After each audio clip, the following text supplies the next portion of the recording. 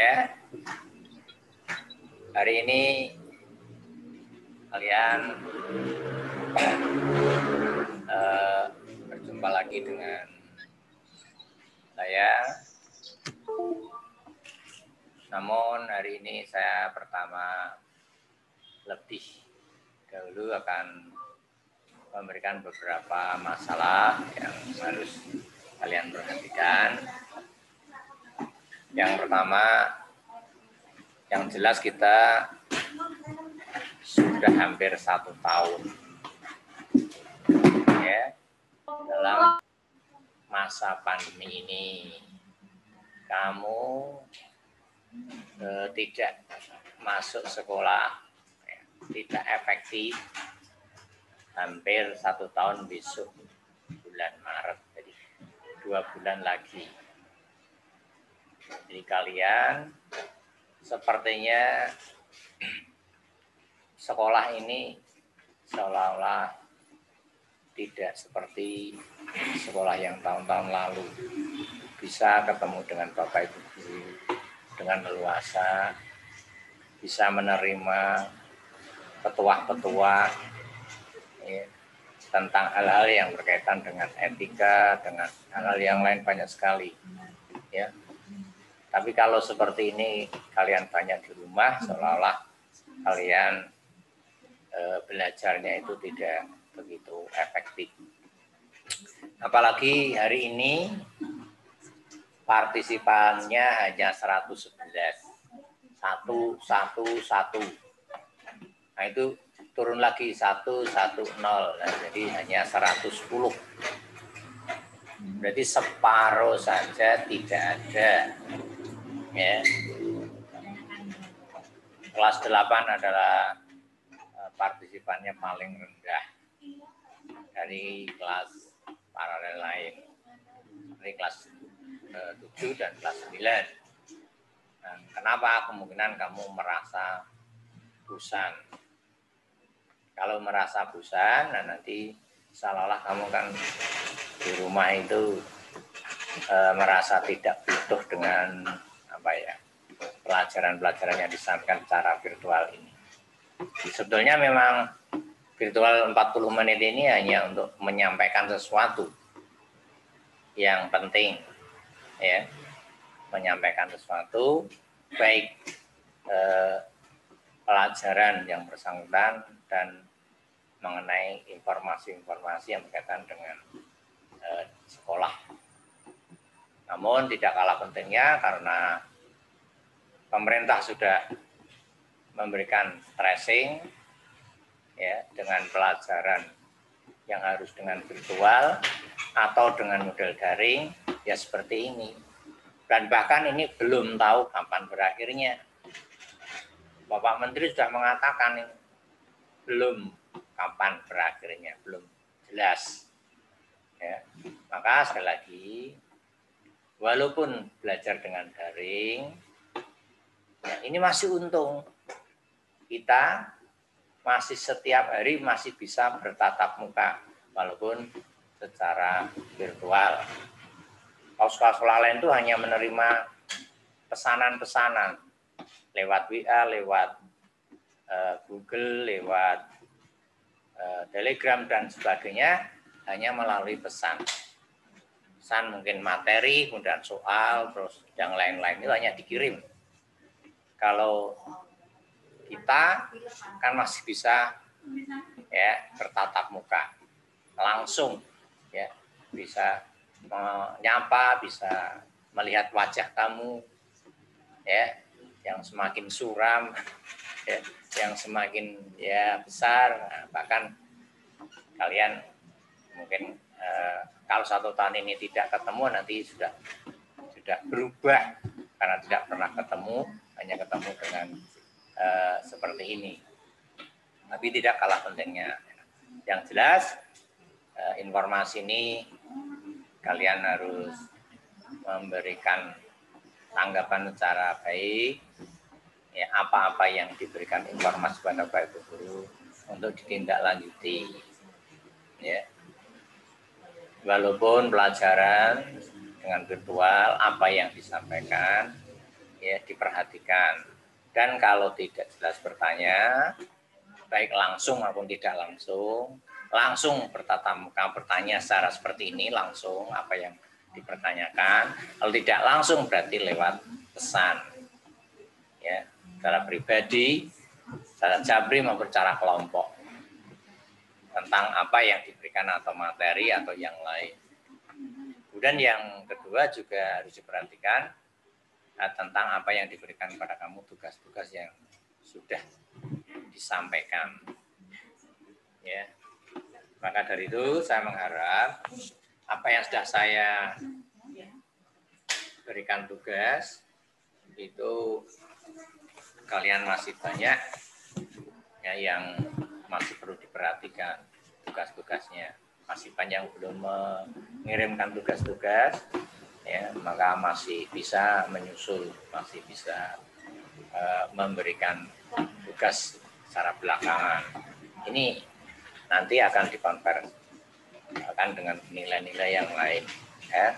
Jadi tugas-tugas itu nanti akan menjadi sebuah nilai yang akan dimasukkan dalam raport, nanti gabungkan. Dan nanti mungkin dari tugas-tugas ini masih ada tugas lain. Mungkin ada yang membuat ulangan harian, nanti menggunakan sistem yang seperti kemarin juga, atau mungkin menggunakan yang lain. Ya pokoknya kamu menunggu saja. Yang penting asal mengikuti dan mengirimkan apa yang diberikan tugas itu, kalian nilainya pasti tidak hanya seperti apa yang disampaikan lewat KD-KD itu sesuai KD-nya atau hanya pas ya patok ya minim.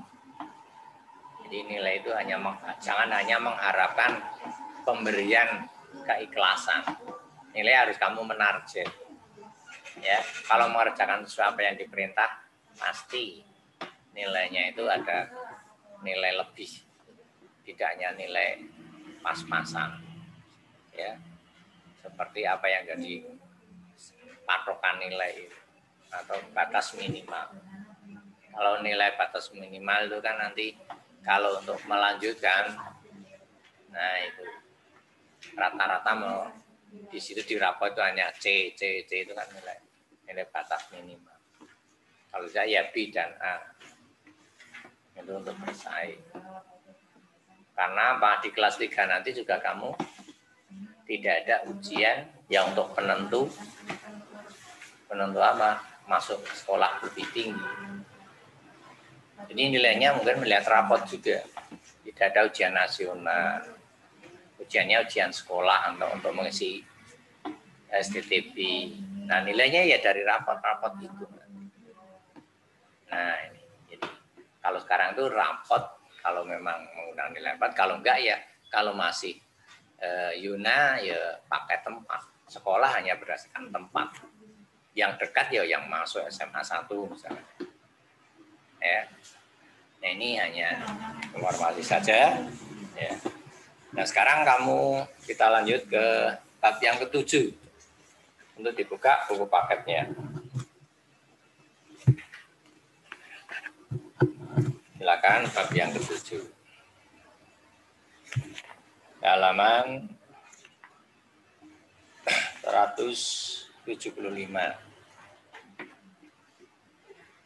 Ya, di situ ada gambar berbahasa persuasif. Kemudian kamu buka halaman berikutnya, langsung ke pengertian teks persuasi. Apa? Teks persuasi.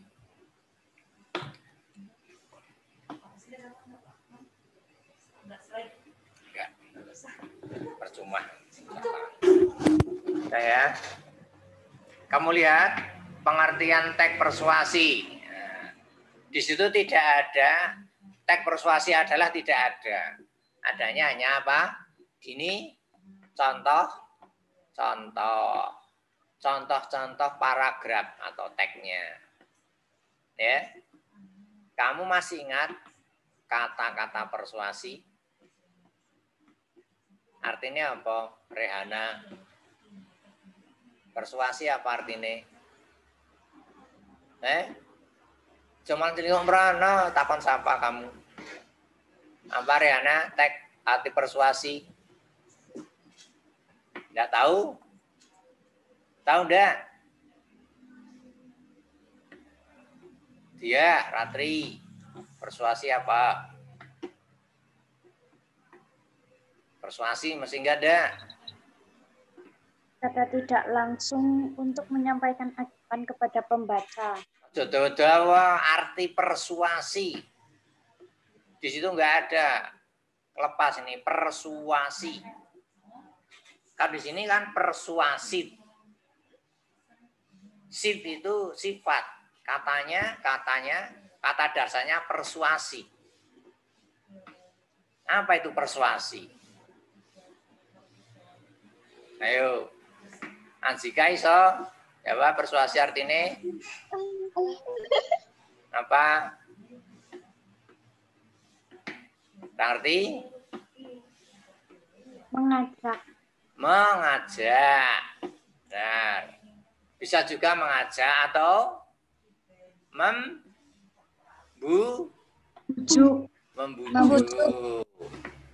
Mengajak atau membujuk. Atau apalagi menyarankan.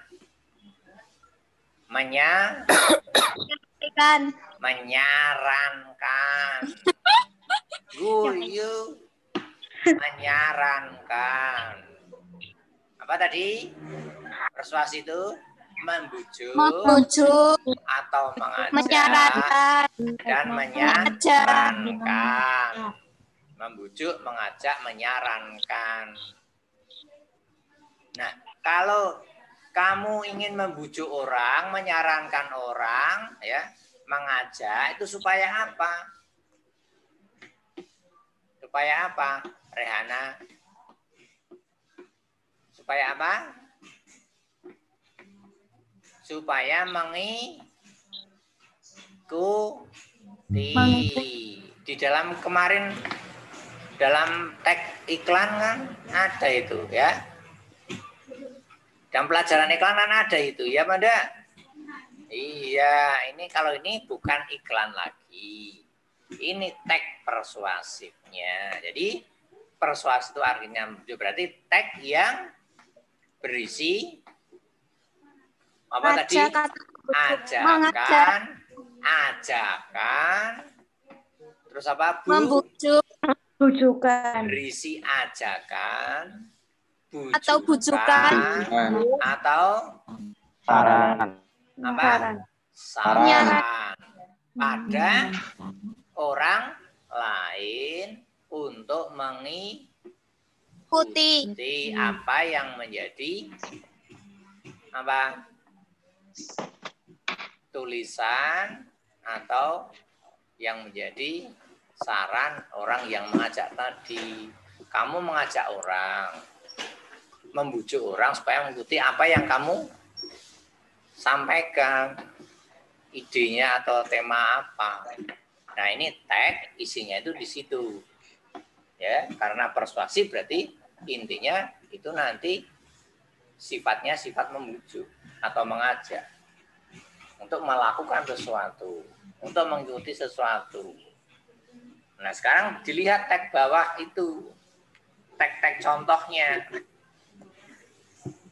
Coba Rehana buka bukunya aja melompong baik.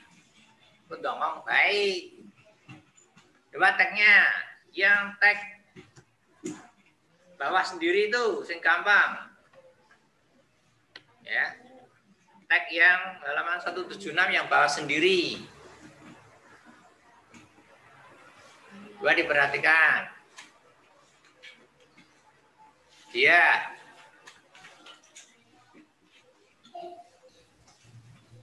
mana itu kata-kata yang mengajak? Kata apa? Garis bawahi. Kata apa? Makanlah. Makanlah. Kata makan. Dikai partikel lah. Ya. Jadi membujuk secara halus, mengajak. Ya, jadi mengajak secara baik-baik, secara halus. Jadi di sini adalah ajakan-ajakan yang bersifat membujuk.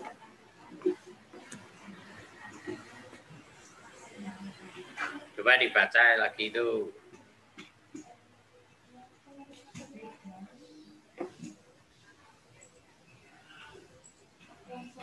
Balik neng ngarep itu muri orang diperang. Udah ya. Coba itu diperhatikan.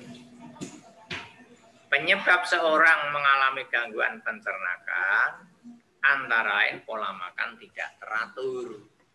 Jadi masalahnya apa?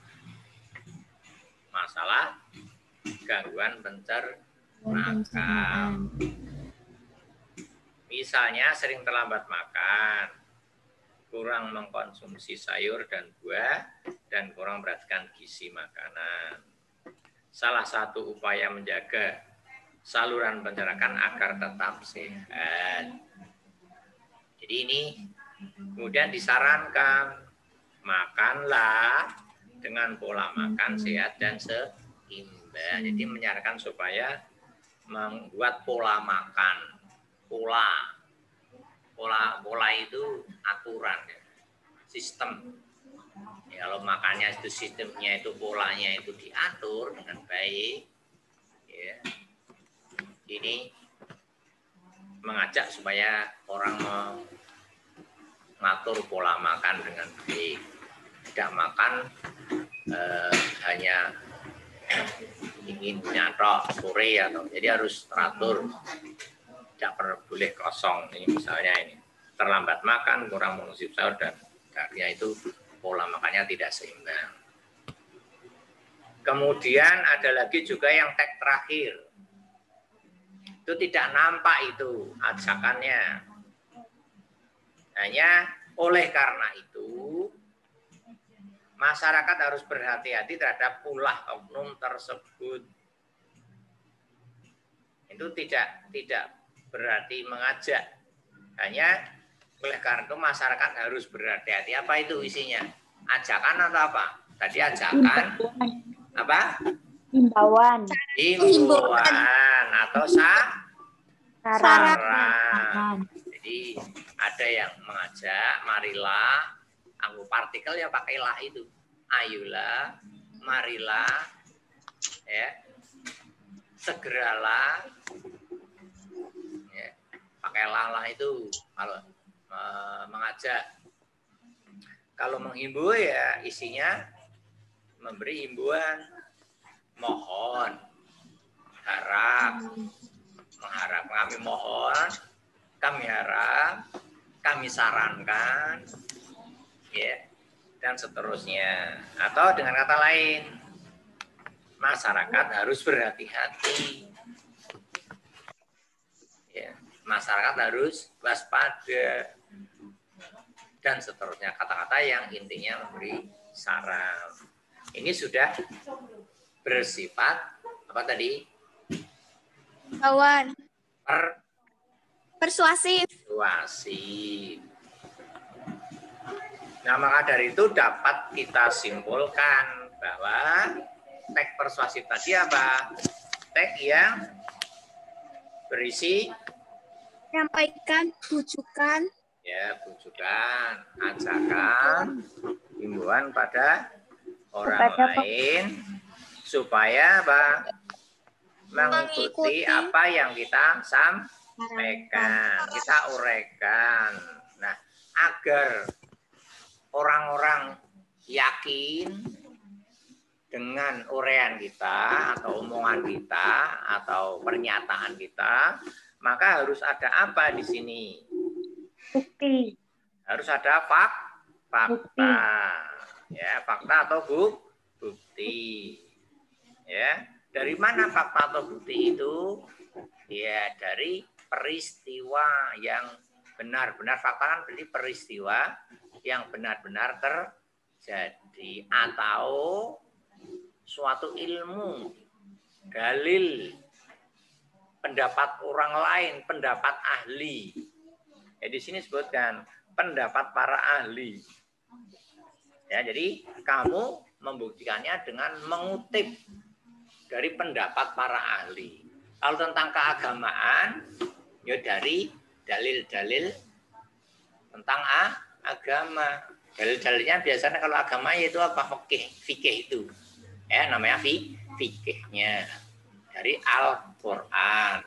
Terus dari hadis. Terus dari mana? Di bawahnya itu. Ya, kalau istilahnya itu dari pendapat-pendapat para alim ulama. Misalnya untuk membuktikan bahwa itu haram, bahwa itu najis, bahwa itu yang lain-lain ya. Itu dibuktikan dengan itu. Kalau sesuatu peristiwa ya betul-betul peristiwa terjadi alam, fakta alam. Gerhana matahari, bencana alam, mau fakta kok. Katakan terjadi. Ya, jadi harus berisi fakta. Fakta itu untuk memperkuat argumentasi. Cuma dumet dia ratri umat. Argumentasi. Ya, argumen. Apa artinya? Apa? Alasan yang kuat. Jadi di sini akhirnya ketemu bahwa pengertian teks persuasi itu teks yang berisi fakta-fakta atau alasan-alasan yang kuat atau bukti-bukti yang kuat yang digunakan untuk membujuk para pembaca ya, biar percaya, yakin. Ya, dengan bukti-bukti itu kamu dapat memperkuat berdasarkan dalil ini, berdasarkan fakta ini, berdasarkan peristiwa ini.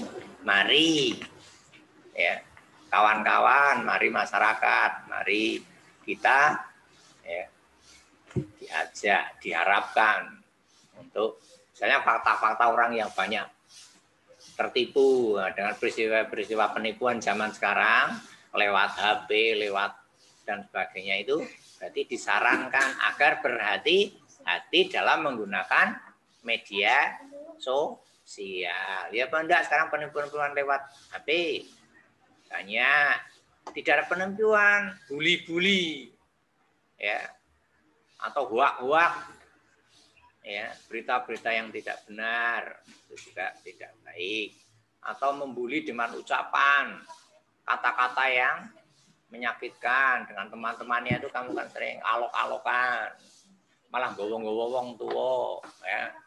Nah, orang-orang tua dibawa-bawa itu namanya membuli, alok-alok ngelek-elek ya, saling mengalok-alokkan ya, itu juga kurang tidak baik, bisa dituntut itu kan, melecehkan orang lain ya.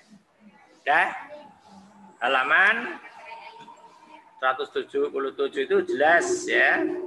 Di samping fakta-fakta juga pendapat para ahli juga menggunakan cara lain yang sekiranya dapat memperkuat ajakan atau imbuhan. Jadi ajakan dan imbuhan itu kamu perkuat dengan argumentasi, dengan fakta. Fakta yang diambil dari para ahli, dengan dalil, dengan rumus. Ya. Kalau ilmu pasti, kalau ilmu ekstra ya dibuktikan dengan rumus-rumus. Ya. Kalau PPKN yang dengan pasal-pasal. Ya. Tentang undang-undang, bukti hukum dan seterusnya. Kalau ilmu sosial ya bukti apa yang ada di masyarakat, ilmu ekonominya di pasar dan sebagainya itu bukti di pasar. Ya, mortalitas, natalitas. Ilmu ya, ilmu pasti ya hukum-hukum. Hukum alam, IPA ya. dalil-dalil baik akli maupun nakli, kalau agama, hadisnya dan sebagainya, itu bukti untuk memperkuat argumentasi agar dapat memperkuat ajakan atau himbuanmu itu. Paham ya? Inilah fakta yang akan dibuat argumentasi. Nah, sekarang kamu lihat bawahnya, halaman 178. Setelah digambar menjadi urutannya seperti itu teksnya. Teks persuasi itu isinya berarti apa? Atas sendiri argumentasi. Ya. Argumentasi berupa fakta-fakta. Fakta-fakta tadi dari mana? Dari para ahli. Ya, juga dari anak. Ya, dari fakta-fakta alam, para ahli. Atau kamu mengutarakan sendiri apa yang terjadi, karena fakta itu adalah suatu peristiwa yang benar-benar terjadi, tidak diragukan lagi, ya, tidak buak, jelas fakta, fakta alam, fakta sosial, dan seterusnya. Jadi isinya argumentasi, diikuti fakta-fakta, kemudian yang terakhir penutupnya himbuan atau ajakan, atau apa tadi? Himbuan, ajakan, atau apa? Saran. Itulah teks persuasi. Ya. Dah jelas itu teks percaya, pengertiannya itu baru. Di situ ada pertanyaan, itu kamu baca.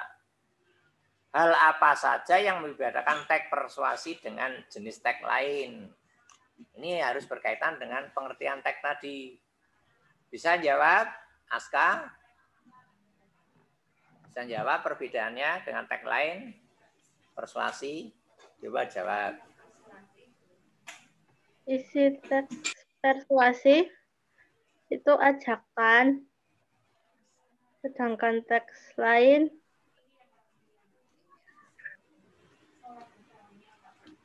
ayo, teks lain apa?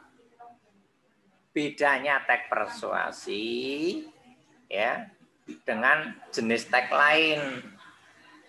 Teks persuasi tadi isinya apa? ajakan, Terus?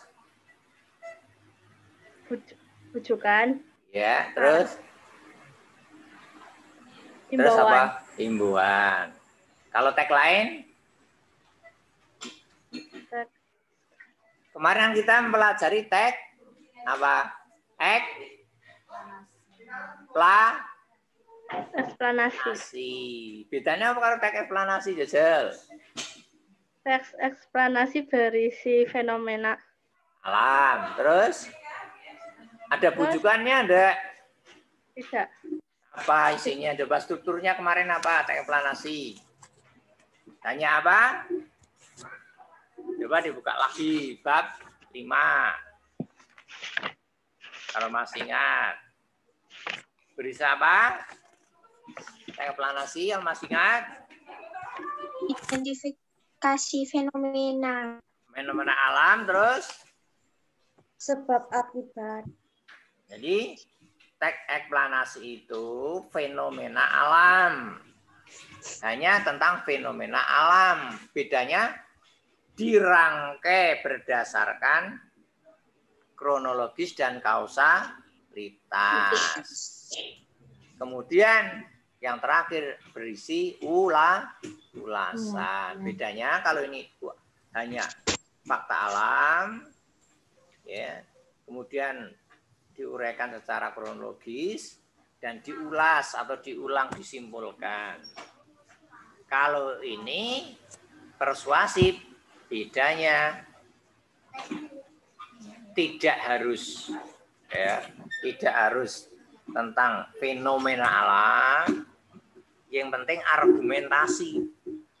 Yang penting apa? Argumentasi. Argumentasi itu sesuatu yang dapat digunakan untuk memperkuat pendapat.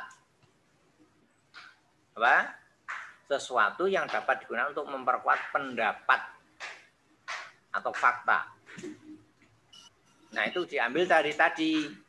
Untuk memperkuat pendapat ya buktikan dengan dalil-dalil, dengan hukum-hukum, dengan peristiwa yang benar-benar terjadi atau disebut ini ada fakta-faktanya. Ya, buktikan dengan fakta-fakta.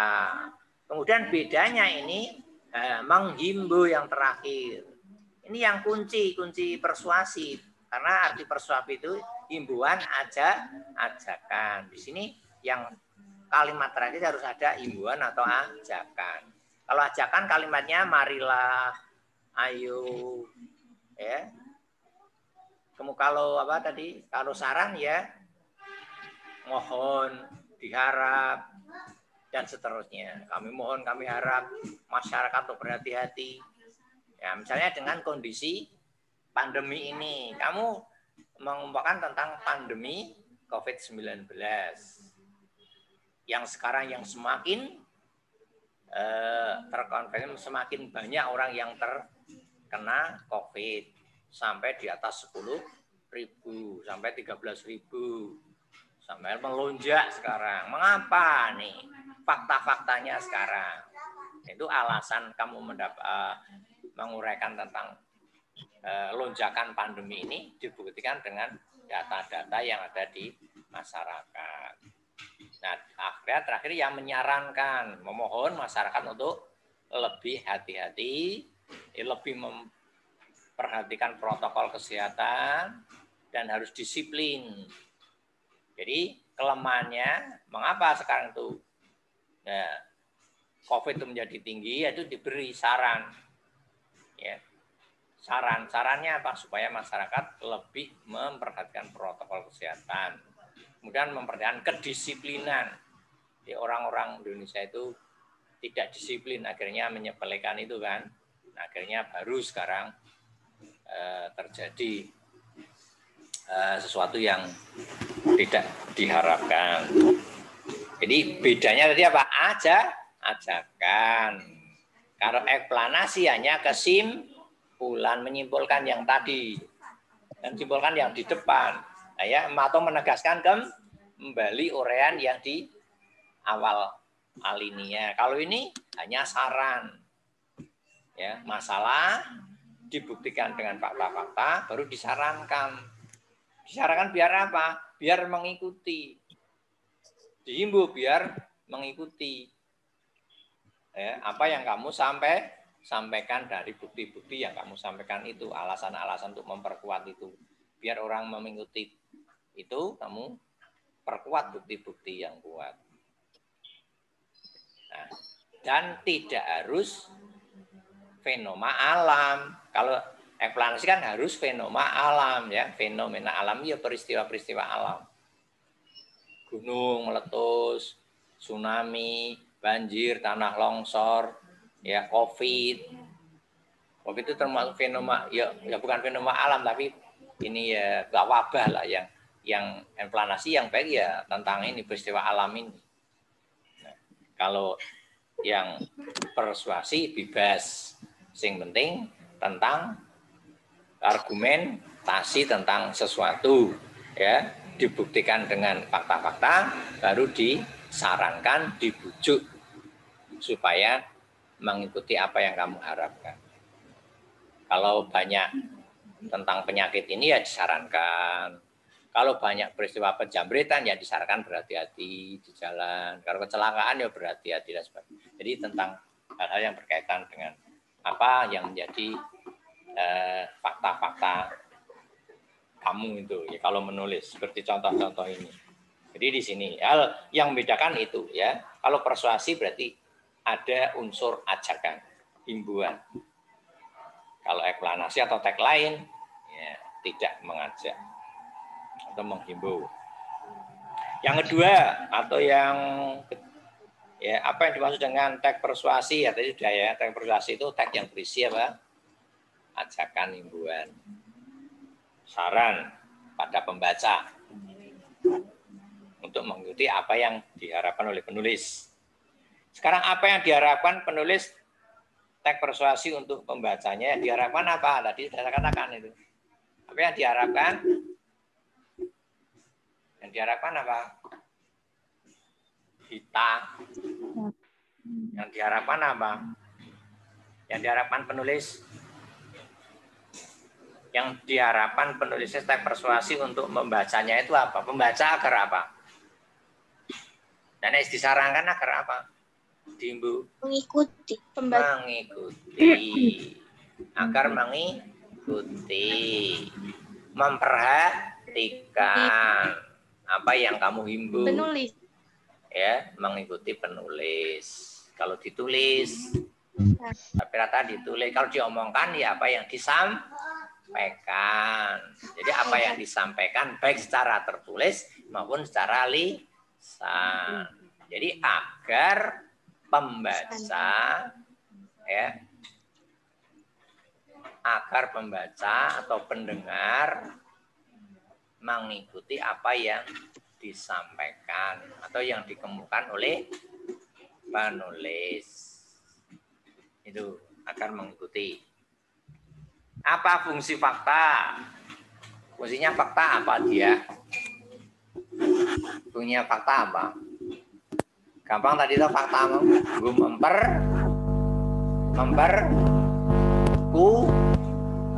memperkuat. Iya. Jadi fungsi fakta itu untuk memperkuat alasan-alasan kita, untuk memperkuat argumentasi. Argumentasi artinya alasan yang kuat. Alasan-alasan yang dipergunakan untuk memperkuat. Ya, untuk memperkuat apa yang pendapat tadi. Maka diperlukan fakta-fakta. Ini. Jadi untuk memperkuat. Jadi fakta dalam teks persuasi adalah untuk memperkuat alasan-alasan yang disampaikan. Mengapa cuplikan teks tersebut persuasif? Jelaskan. Mengapa cuplikan-cuplikan tadi? Ya. Karena tersebut berisi argumentasi. Berisi apa? Teks-teks tadi berisi apa? Berisi argumentasi dan mengandung berisi ajakan, terus berisi saran. Yang teks 2 itu jelas ajakan, makanlah. Kalau teks yang ketiga saran atau himbauan. Kalau teks 1 itu ya mempromosikan itu. Ya mengharapkan. Ya, ini juga mengharapkan mengikuti Kartini. Ya, apa yang dilakukan Kartini, ini harapan, ajakan mengikuti Raden Ajeng Kartini. Ada kata untunglah Kartini yang terkenal dengan semangat patriotiknya tak sempat menyaksikan Tenlit. Ya, Kartini terkenal. Jadi untuk teladan supaya mengikuti Kartini, anak-anak yang sekarang hanya ngapa itu ya. Yang jelas itu alinea yang 2, yang 3 itu yang nampak sekali. Ya. Nah, inilah pengertian teks persuasi. Ini tidak usah dikerjakan ini. Yang nanti kamu yang perhatikannya yang 180 itu. Ya. Coba 180 kamu lihat dalam kolom-kolom itu. Ya. Ini ada 2 alinea. Ya, halaman 179 itu ada 2 alinea. Ya. Kamu kerjakan di kolom itu supaya kamu membuat alasan. Manakah dari kedua teks tersebut yang tergolong ke dalam bagian dari jenis teks persuasi? Jelaskan alasanmu. Gampang kan? Jadi cuma 2 alinea. Ya, seperti kemarin. Ini termasuk apa? Teks persuasi atau bukan itu tinggal ya atau tidak. Alasannya apa kalau tidak? Alasannya apa kalau iya? Tadi sudah kita pelajari tentang ciri teks persuasi. Dan nanti ini tugasnya ini ya. Tugasnya ini cuma membuat alasan bahwa dua teks itu termasuk persuasi apa tidak.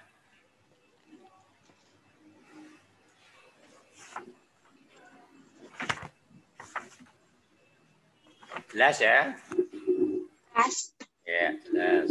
Jadi tugasnya hanya sedikit sekali. Ya, membaca teks halaman 179, kemudian masuk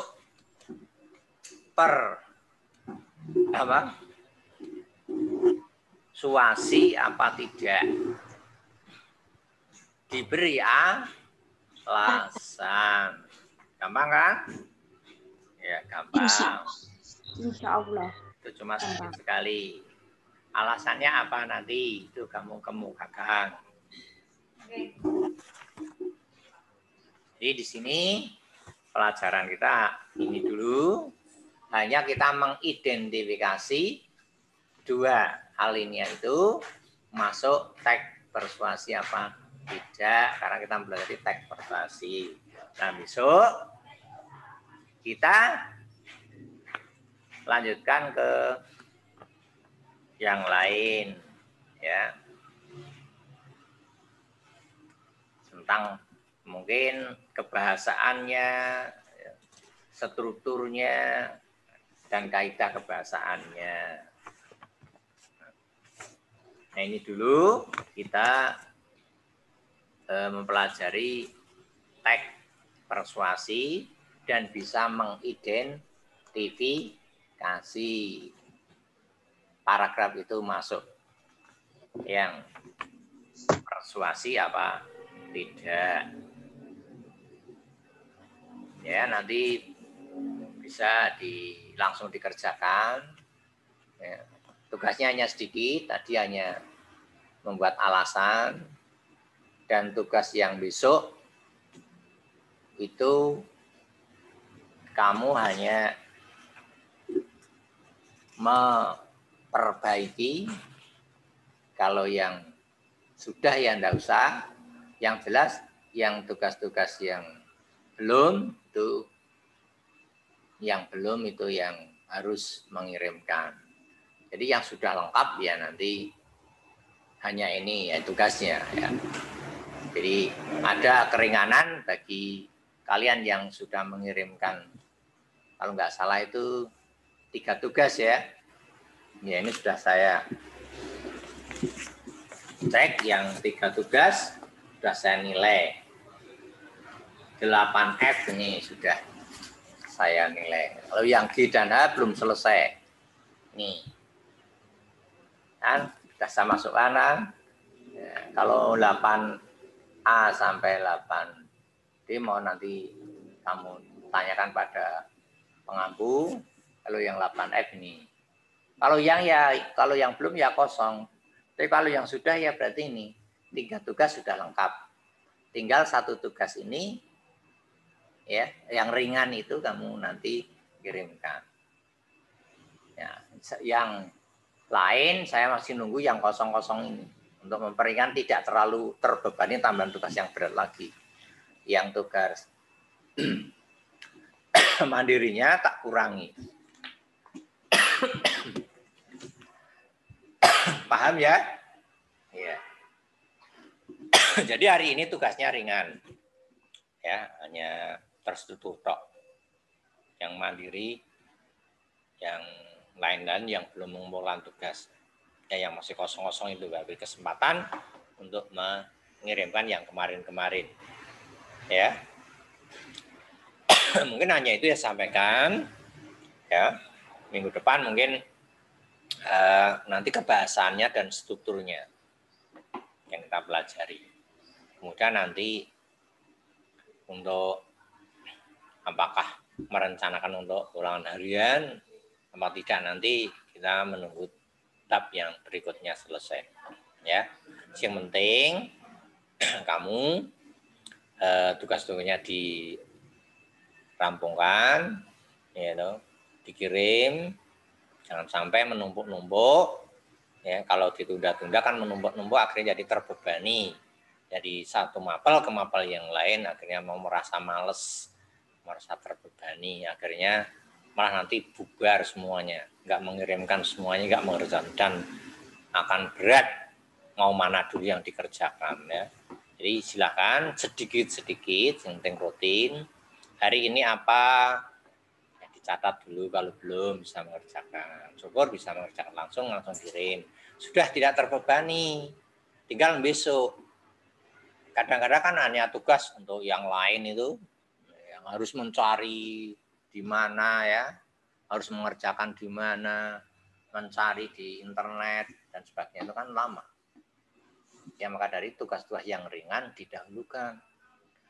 Tugas-tugas yang kira-kira berat, tugas-tugas yang harus mencari, ya, di surat kabar atau mungkin di mana, di internet, itu lebih lama.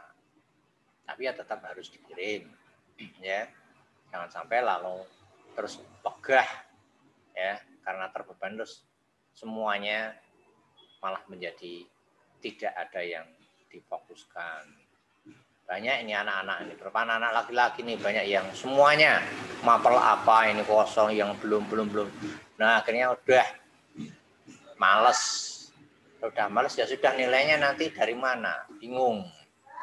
Mencari nilai ini tidak semata-mata nilai itu mengambil dari mana, kan bingung. Apapun yang kamu kerjakan itu ada nilainya. Ya. Entah itu salah, entah itu kurang benar, entah itu benar sesuai dengan perintahnya. Jadi tidak masalah. Nanti kan ada evaluasi, jawaban-jawaban yang pasti. Yang penting kamu buku paketnya dipegang. Kalau ada di buku paket, itulah di situ. Kalau tidak ada, biasanya mencari dari yang browsing dan sebagainya, silahkan. Carilah ilmu dari browsing kalau memang kurang di buku paketnya. Ya, itu aja yang dapat saya sampaikan. Ya, sekali lagi mohon, karena situasi pandemi yang hampir 1 tahun ini, kita sama-sama berusaha, sama-sama berdoa, semoga Tuhan segera mengangkat penyakit yang mematikan walaupun lemah. Ya, lemah cara pandeminya, tetapi mematikan kalau sudah masuk ke tenggorokan dan sampai ke paru-paru. Ya, jadi 14 hari itu kalau boleh saya sampaikan, ya, virus itu kalau sudah masuk di tenggorokan ini nanti akan mempengaruhi 2 sel, ya, sel yang di hidung dan sel yang di lidah. Kalau yang sel di hidung, ya, itu berarti hidungnya kurang untuk penciumannya, kurang tajam. Kalau mempengaruhi sel lidah, kalau makan rasanya berubah, tidak ada rasa. Itu baru di sini. Ini masih ringan, masih gejala, gampang dihilangi dengan air panas, ya toh? Dengan minyak kayu putih, ya. Dan seterusnya, ada itu di situ. Ya, kalau ngombe ini panas. Ya, kalau sudah hilang berarti sudah tidak. Kalau sudah masuk ke tenggorokan, batuk. Nah, itu gejalanya kan satu itu. Memblek di sini, kemudian ke kerongkongan ini. Kalau ke kerongkongan sudah batuk, masuk ke sini batuk.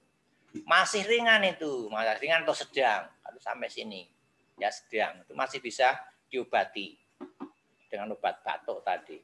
Ya dipanasin, ayo gimana lah. Ya, ada air kelapa, ada yang dari air kelapa, ada yang dari minyak kayu putih, ya, air panas, apalagi dengan madu dicampur dan sebagainya, itu ada itu. Itu di obat-obat yang ringan. Nah, kalau sudah masuk ke dada, ini ya berarti nanti sudah sedang, dan kalau masuk ke paru-paru sudah harus bawa ke rumah sakit karena tanda-tandanya sesek. Nah itu yang sudah harus dirawat. Maka dari itu kalau ada kamu merasa batuk atau mungkin apa, segera diobati dengan itu. Ya, sering menggunakan kayu putih. Itu aja saran-saran ya, karena sekarang itu Banjarnegara memang pandemi ini sudah ya banyak yang terkena, ada klaster keluarga, maka harus hati-hati kamu berhubungan dengan orang lain. Jangan kemana-mana kalau tidak ada kepentingan, sudah di rumah saja. Karena tidak tahu virus itu ada di mana. Dan harus kalau pergian, pakailah masker. Karena masuknya virus ini adalah melalui hidung dan melalui mulut. Kuncinya di situ. Banyak kan melalui hidung dan mulut, maka ditutup. Pakai masker. Kalau melalui yang lain kan kita harus ya ke kerumunan. Tapi kalau tidak pernah ke kerumunan kan dia cukup menutupi mulut dan hidung. Kalau kamu ke pasar, Anda kalian jaga jarak angel. Ya. Jadi itu kuncinya di situ. Ya. Jadi tidak usah kemana-mana dulu. Kita hati-hati, kita tidak tahu di lingkungan kita. Kalau ke musola, ke masjid, itu sih tidak masalah. Jadi yakin kita sehat, yakin kita tidak kena, asal masih menjaga protokol. Dan kamu makan yang sehat. Syukur mencari keringat, terutama olahraga. Jangan tidur terus. Ya. Di Jakarta itu klasternya paling tinggi karena apa? Tempat-tempat AC. Banyak kerumunan orang, tidak terkendali di kereta api, di mana mau dan sebagainya. Nah, itu yang jadi mobilisasi manusianya itu sangat tinggi. Kalau di daerah-daerah kan tidak. Jadi cukup menjaga itu. Tapi ya Jawa Tengah juga sempat kemarin tinggi terus. Tapi daerah mana termasuk daerah kita karena di PSBB atau PPKM ini karena termasuk tinggi. Maka kita harus hati-hati. Kuncinya pakai protokol kesehatan. Kuncinya di masker kalau keluar. Cukup ya. Ini. Jadi kita harus hidup yakin, beribadah, berdoa, insya Allah akan kita mendapatkan kesehatan. Kuncinya sehat, makan enak, tidur enak, dan semuanya enak kalau sehat. Cukup berdoa, taat beribadah, ya karena kita orang Islam taat beribadah. Ya, sekian aja dari saya. Saya akhiri. Wassalamualaikum warahmatullahi wabarakatuh. Jawab yang keras. Waalaikumsalam warahmatullahi wabarakatuh.